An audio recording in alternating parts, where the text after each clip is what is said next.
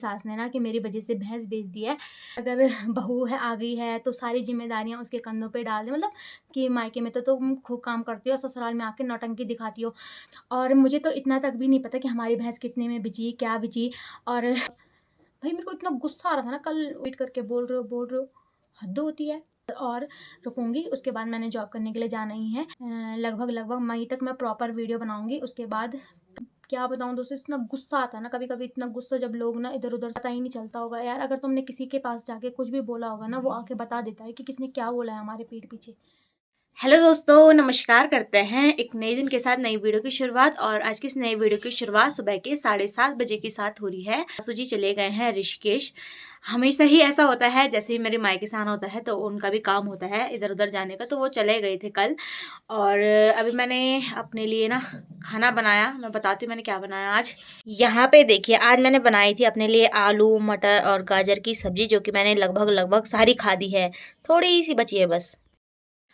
और अभी जस्ट नाश्ता हो गया है, बाकी अभी और काम नहीं हुए हैं, तो चलो फटाफट से अन्य कामों को भी करते हैं। यहाँ पे मैंने अपनी बकरियों को कलचौनी वगैरह खिला दिया है, यानी कि जो उनके लिए बनाया गया खाना था ना, वो मैंने पूरा खिला दिया है इनको। में जो गोबर निकालने का काम होता है वो तो सुबह उठते ही हो जाता है, तो वो मैंने सुबह ही कर लिया था। कल रात को दोस्तों पता नहीं क्या हुआ, और जो दिन का बचा हुआ खाना था मैंने जो कल छोड़ क्या ही बनाना, मैंने रात को वही खाया और मैंने जल्दी सो गई थी। भाई मेरे को पता ही नहीं चला, इतनी भयंकर वाली नींद आई ना मुझे। गाय बच्चों को मैंने अंदर बांधा, मतलब अपनी बकरियों को, उसके बाद सीधे मैं सोने चली गई थी और एकदम से मेरे को नींद भी पड़ गई। और खाना थोड़ा सा वो जो बचा था वही खाया था, अब जाके सुबह बनाया, अब खाया। अब फिर अब दिन में देखती हूँ कि क्या बनाती हूँ। फिलहाल आज मुझे पूरे घर की थोड़ा सफाई वगैरह करनी है। और जो मैंने कल की वीडियो में बोला था ना, एक और चीज़ बतानी है आपको, वो मैं आज की इसी वीडियो में बताने वाली हूँ, तो आप थोड़ा सा प्रतीक्षा कीजिए। पहले तो यहाँ पे मैं सबसे पहले बर्तन धुलने का काम करती हूँ। पहले बर्तन धुलते हैं, फिर अन्य कामों को किया जाएगा। और ये इतने सारे बर्तन मेरे नहीं हैं, इसमें मैंने गाय बच्चों को खाना खिलाया ना अपनी बकरियों को, इस वजह से ये इतने ज़्यादा हो गए। और थोड़ा सा कल रात की कटोरियाँ भी थी इसमें। और पता नहीं दोस्तों ऐसा कैसे होता है, जब भी मैं खाना बनाती हूँ ना, खाना बनाते बनाते इतने सारे बर्तन बढ़ जाते हैं मेरे, क्योंकि एक उसमें मैं प्याज काटूंगी, एक उसमें टमाटर काटूंगी, ऐसे ऐसे करते बहुत सारे बर्तन हो जाते हैं मेरे हमेशा। जैसे कई लोग होते हैं ना, एक ही बर्तन में सब कुछ कर देते हैं, बट मेरा ऐसा नहीं है, मेरे को बहुत सारे बर्तन ही चाहिए होते हैं। तो चलो फटाफट से बर्तन धुलते हैं, फिर मिलते हैं आप लोगों से। बर्तन धुलने के बाद दूसरा कार्य मेरे आज कपड़े धोने का है। इसमें ना पूरी बाल्टी सासू जी के कपड़ों से भरी हुई है। मैंने अपने कपड़े कल धुल दिए थे और आज मैंने कल इनको भिगो दिया था, क्योंकि बहुत ज़्यादा गंदे हो रखे थे। तो अभी ये हल्के फुल्के साफ़ हो गए होंगे, तो आज मुझे इनको भी धुलना है। पूरी बाल्टी हो रखी है कपड़ों की। तो दोस्तों अभी मैंने बर्तन धुल दिए हैं और मैं आ गई हूँ रूम पे। और आज मुझे पूरे कमरे की सफाई करनी है, साथ में जरा पोछा पाछा लगाते, काफ़ी समय से नहीं लगाया। तो चलो काम करती हूँ। आज मेरे कमर में दर्द कर रही है दोस्तों यार। कल रात को भी बहुत दर्द हो रहा था मेरे शरीर में, भाई यहाँ आती हूँ शरीर में दर्द होने लग गया था मेरे। चलो पहले काम करती हूँ दोस्तों, क्या करना है ना, करते हैं फटाफट से।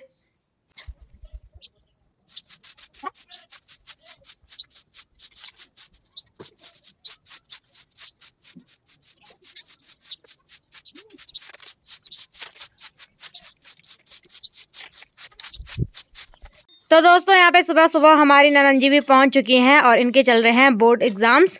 ये ऐसे लटक रहे हैं, ना ही स्कूल जा रहे हैं। क्या बात हो गई, क्या बात हो गई है, स्कूल नहीं पढ़ना? नहीं। तो दोस्तों अभी मैंने ना पूरा झाड़ू वगैरह लगा दिया है और यहाँ पे रख दिया है पानी गर्म करने के लिए, ये हो गया है गर्म।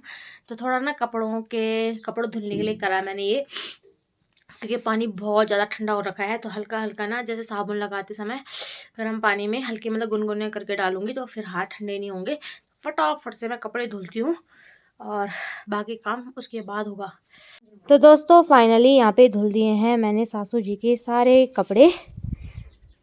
झाड़ू भी लग चुका है, अभी समय है पोछा लगाने का, तो चलो फटाफट से पोछा लगाती हूँ।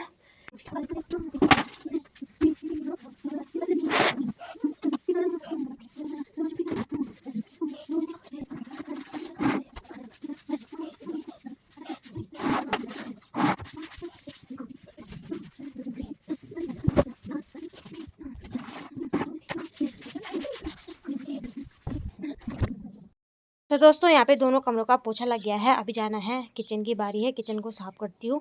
फिर आप लोगों को एक ज़रूरी चीज़ थी जो कि अभी आपको बतानी रह गई है, वो बताऊँगी। थोड़ा-सा प्रतीक्षा कीजिए आप सभी लोग। तो दोस्तों अब मैं स्नान करके हो गई हूँ फ्री, और जो मैंने आपको बताया था ना, हमारे ससुराल में मेरे 2 चीज़ें परिवर्तन हुई है। एक मैंने बता दिया था कि हमारी बकरियों के बच्चे हो गए हैं, और अब रही दूसरी चीज़। यहाँ पे आपको ना हमारी बकरियाँ दिखाई दे रही होंगी, बट एक चीज़ अभी हमारे घर से मिस है, वो है हमारी भैंस। ना ही वो इधर नज़र आएगी, ना ही वो इधर नज़र आएगी, जो कि है हमारी भैंस। अभी हमने अपनी भैंस को बेच दिया है, और इसी के रिगार्डिंग मुझे आपसे कुछ बहुत ही ज़रूरी बात करनी है। तो दोस्तों जैसे कि मैंने आप सभी लोगों को बताया कि हमारी भैंस ना बिक चुकी है। एक ब्लॉगर की लाइफ ऐसी होती है, उसकी लाइफ में कुछ कोई भी चीज़ें ना प्राइवेट नहीं रह सकती हैं। अगर हम आप लोगों के साथ अपने डेली व्लॉग शेयर कर रहे हैं, तो हर एक चीज़ हम आप लोगों के साथ रिवील भी करते हैं, चाहे हमारे लाइफ में कोई चीज़ आती है या जाती है। हर एक चीज़ के बारे में मैं आप लोगों को अपडेट देती रहती हूँ। तो इस समय मैंने सोचा था आपको खुशी खुशी होकर बताऊँगी, बट थोड़ा थोड़ा ना दुख भी हो रहा है, क्योंकि मतलब होता है ना, इधर-उधर से सुनने में आया कि मेरी सास ने ना कि मेरी वज़ह से भैंस बेच दी है। बट ऐसा कुछ नहीं है, और कई लोग अब शायद क्या पता इस वीडियो में भी कमेंट करें, क्योंकि कुछ लोगों की सोच वहीं तक ही सीमित रहती है। बट ख़ैर मुझे कोई फ़र्क नहीं पड़ता किसी से भी। और रही बात मेरे मतलब मेरे कारण बेचने की, क्योंकि मैं उस समय मायके जा रखी थी, तो कई लोगों को लगा होगा कि शायद इसकी वज़ह से बेचा होगा, बट ऐसा नहीं है। पहली बात, मैं तो घास आपने देख ही लिया होगा कल की वीडियो में कि घास लाने की हालत तो मेरी कैसी है। और बाकी जो घर का काम होता था ना भैंस का, चाहे वो गोबर निकालने से लेकर हो, भैंस को अंदर-बाहर निकालने से लेकर हो, चाहे उसके लिए पानी लेकर आने से लेकर हो, उसको पानी-पूनी पिलाने, घर का जितना भी कार्य होता था मैं सारा करती थी, और मैंने करा भी है। ऐसा नहीं है कि मैंने नहीं करा, बस एक मैं उसके लिए घास नहीं लेके आई। 1-2 बार लाई थी बस, बाकी मैं वैसे नहीं लाऊँगी। जो मैंने काम नहीं किया उसमें मैं झूठ-झूठ क्यों ही बोलूँ। और भैंस के बेचने से भी ना मेरा कोई नुकसान हुआ, और भैंस थी भी ना, तब भी मेरा नुकसान था, कुछ भी नहीं था मेरा तो। और मेरे को समझ में नहीं आया मैं कहाँ से आई बीच में।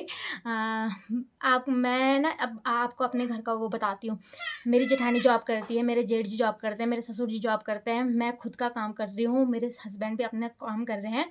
और एक तरफ से देखा जाए तो मेरी सासू जी भी अपना काम कर रही हैं। जेठानी जी जो कमाती हैं वो उनके लिए है, जेठ जी जो कमाते हैं उनके लिए है, ससुर जी जो कमाते हैं उनके लिए है, हस्बैंड जी जो कमाते हैं वो उनके लिए है, मैं जो कमाती हूँ मेरे लिए है, मेरी सास जो कमाती है उनके लिए। अब मेरी सास जी का क्या है मैं बताती हूँ। तो मेरी सास जी का ऐसा है, जैसे हम खेत वगैरह करते हैं, दाल वगैरह बेची तो उनके पैसे वो ही रखते हैं, भैंस बिची उनके पैसे भी वो ही रखेंगे। और मुझे तो इतना तक भी नहीं पता कि हमारी भैंस कितने में बिची, क्या बिची, और मैं कहाँ से आई, मेरे को तो ये समझ में नहीं आया। हाँ, हालाँकि मैंने उनकी मदद दी कि मैं खेत में गई, मैंने मदद करी। घर में भैंस थी, मैंने तब भी काम करा, और मुझे उस पैसों से मतलब भी नहीं है, क्योंकि अ, मैं अपना कमा रही हूँ, मुझे ज़रूरत भी नहीं है। और ना हमने उनसे पूछा कि आपने कितने में बेची या आपने उन पैसों का क्या करा। हमें कोई मतलब नहीं है, क्योंकि हमारे पास भगवान ने जितना दे रखा है मैं अपने लिए कमा पा रही हूँ अच्छा खासा, और अपनी ज़रूरतों को ना मैं खुद से पूरा कर सकती हूँ। मेरे को अपने हस्बैंड पे भी डिपेंड होने की अभी फ़िलहाल ज़रूरत नहीं है।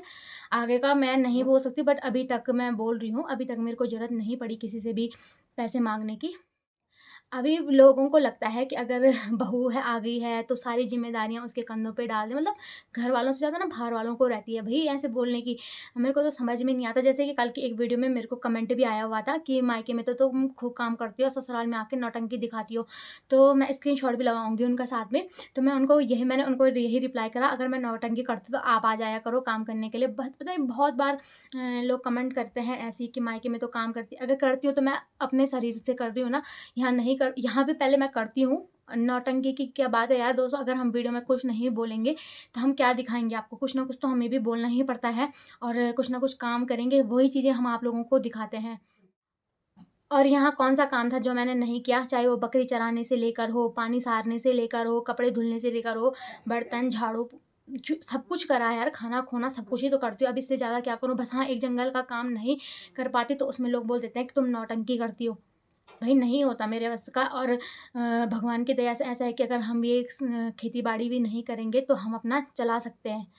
बट फिर भी मैंने चाहे वो खेतों का काम हो, मैं खेतों में भी गई, मैंने खेतों में भी काम करा, और अपने मायके में अगर मैंने थोड़ा बहुत कर भी लिया तो क्या प्रॉब्लम हो गई भई? मेरे माँ-बाप ने मेरे को पढ़ाने में, मेरे को पालने में कोई कमी नहीं करी। अगर मैं उनको थोड़ी मदद कर भी देती हूँ तो इसमें क्या जा रहा है? मेरे को तो समझ नहीं आता लोगों की सोच कैसी होती है कि अगर एक बहू है तो वो बस ससुराल का काम करे, मायके में कर दे तो बस बहुत बड़ी बात हो गई। जैसे कि दोस्तों आप सब लोग जानते हैं ना, मेरी लव मैरिज हो रखी है और मैंने कई सारे पेरेंट्स ऐसे देखे हैं जिनके बच्चों की लव मैरिज होती तो उनको बोलते हैं कि अगर उनकी लाइफ में कोई भी प्रॉब्लम आ जाए तो वो उनको बोलते हैं कि तुमने तो अपनी पसंद का कर रखा है, तुम देख लो अपना। बट अभी तक मेरी लाइफ में बहुत सारी प्रॉब्लम आई जिनको कि कुछ चीज़ें ऐसी होती है कि हम अपनी लाइफ का आप लोगों के साथ शेयर नहीं कर सकते हैं। ओनली मेरे मम्मी पापा मेरे साथ खड़े थे कि हाँ चल कोई बात नहीं, सारा मतलब उन्होंने मतलब ऐसे नहीं बोला ही बोला, उन्होंने करा भी, मेरी मदद करी। तो मैं उनकी थोड़ी मदद कर भी देती तो कि क्या आ जा रहा है। और आप लोग तो ऐसे जज करने के लिए आ जाते हैं कुछ लोग, भाई क्या ही बताऊँ, आप मुझे इतना जज कर रहे हो, भाई अपने घर की बहू बेटियों को कैसे-कैसे जज करते होंगे फिर। और कल की एक वीडियो में ना कुछ लोगों ने और भी कमेंट करा था जिनको देखकर मुझे काफ़ी ज़्यादा खुशी हुई। उन्होंने मेरे को बोला था कि तनु बेटा तुम जॉब कर लो, और वो मतलब मेरी वीडियो में ऑलमोस्ट सारी वीडियो में उनके कमेंट रहते हैं, तो उनका पहले तो बहुत-बहुत धन्यवाद। और मेरे को बहुत ज़्यादा अच्छा लगा, अगर वो मेरे लिए इतना सोच रहे हैं कि तुम पढ़ी लिखी हो, तुम जॉब करो, तो शायद वो अपनी बहू बेटियों को भी ऐसे ही मतलब ऐसे ही देखते होंगे, मतलब ऐसा मेरे को लगा और होगा भी, क्योंकि अगर वो मेरे लिए इतना अच्छा सोच सकते हैं तो उनके लिए तो वो और भी ज़्यादा अच्छा सोच रहे होंगे। और बहुत-बहुत धन्यवाद। हाँ, मैं अब बस कुछ मंथ और रुकूँगी, उसके बाद मैंने जॉब करने के लिए जाना ही है। जो भी होगा ख़ैर आपको अपडेट मैं दे के ही जाऊँगी, और लास्ट मई तक शायद, अभी मैं बता रही हूँ लगभग मई तक मैं प्रॉपर वीडियो बनाऊँगी। उसके बाद कभी-कभी डालूँगी जब कुछ इम्पोर्टेंट चीज़ मुझको लगेगी आप लोगों के साथ शेयर करना चाहिए, फिर मैं ऐसे डेली व्लॉग्स नहीं बनाऊँगी। और भाई कुछ मैं इतनी क्या बताऊँ दोस्तों, इतना गुस्सा आता है ना कभी-कभी, इतना गुस्सा जब लोग ना इधर-उधर से मतलब बोलते हैं ना, बहुत ज़्यादा गुस्सा आता है। और लोगों को लगता है कि हमें पता ही नहीं चलता होगा। यार अगर तुमने किसी के पास जाके कुछ भी बोला होगा ना, वो आके बता देता है कि किसने क्या बोला है हमारे पीठ पीछे। चलो किसी ने तो कमेंट करा, हमने पढ़ लिया, बट जो आस-पास के ही होते हैं और दूसरों पे जा के बोलते हैं ना कि हाँ, इसने ऐसे करा, इसने वो करा, जो मैंने करा भी नहीं होता वो भी जाके, तब जाके मेरे को बहुत ज़्यादा गुस्सा आता है, बहुत ज़्यादा, मैं क्या ही बताऊँ, जो कि आपको मेरे फेस से अभी दिख ही रहा होगा। पहले प्यार से जवाब दो और फिर भी लोगों को ना समझ नहीं आता, तब जाके ना विकराल रूप दिखाना पड़ता है अपना। भाई साहब, भाई मेरे को इतना गुस्सा आ रहा था ना कल उस कमेंट को पढ़ के, जबकि मैंने इसका ना पहले भी आंसर दिया था, पहले मैंने प्यार से दिया था, बट इस टाइम पे ही ये हर बार-बार वही चीज़ें मतलब तुम रिपीट करके बोल रहे हो, हद होती है। तो ना जब मतलब मैं ऐसे कमेंट पढ़ती हूँ और जब मैंने अपने बारे में सुना ऐसे-ऐसे बोल रहे हैं ना, मैं बहुत दुखी हुई, मतलब मेरे को बहुत ज़्यादा रोना भी आ रहा था। फिर मैंने ना प्रेमानंद महाराज जी की मैं वो सुनती रहती हूँ, मतलब इंस्टाग्राम पे रील्स वगैरह आती हैं, तो प्रेमानंद जी महाराज कहते हैं कि अगर देखोगे कि 4 लोग क्या कहेंगे, फिर कभी आगे नहीं बढ़ोगे, गिरते रहोगे और ये संसार आज तक कभी किसी का नहीं हुआ।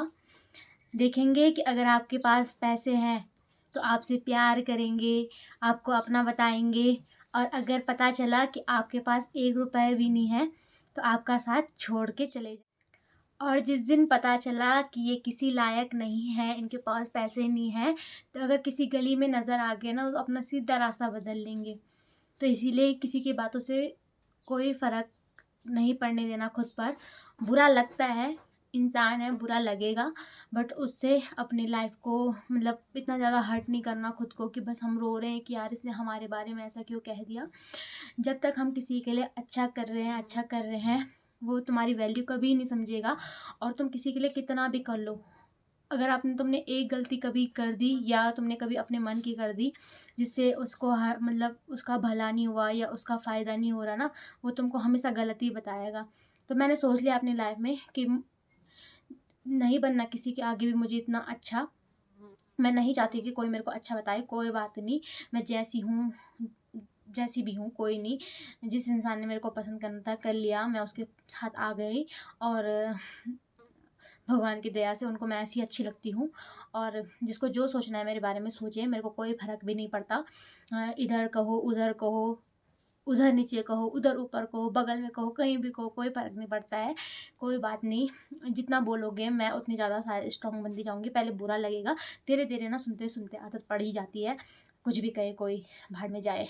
तो हर जगह पे एक बहू को जज करना बंद करें, और घरवालों से ज़्यादा बाहर वाले होते हैं ऐसा, बट चलो कोई बात नहीं दोस्तों, जो भी है मैंने अपनी बात आप लोगों के आगे रखी, क्योंकि आप मेरी एक फैमिली की तरह हैं, तो मेरे को लगता है कि मुझे रखना चाहिए, और आप लोग समझेंगे भी जो मुझे अपनी फैमिली मानते होंगे। बाकी बाहर वाले या जो नहीं मानते मुझे अपना मत माने, मुझे कोई फ़र्क नहीं पड़ता। बस जो प्यार देते हैं ना, उनका तहे दिल से धन्यवाद। अपना प्यार सपोर्ट ऐसे ही बनाए रखेंगे, और ऐसे ही मेरे को आगे आगे बढ़ाते रहें। धन्यवाद। कल मिलती हूँ नए दिन के साथ, नई वीडियो के साथ। तब तक के लिए bye bye, good night, take care.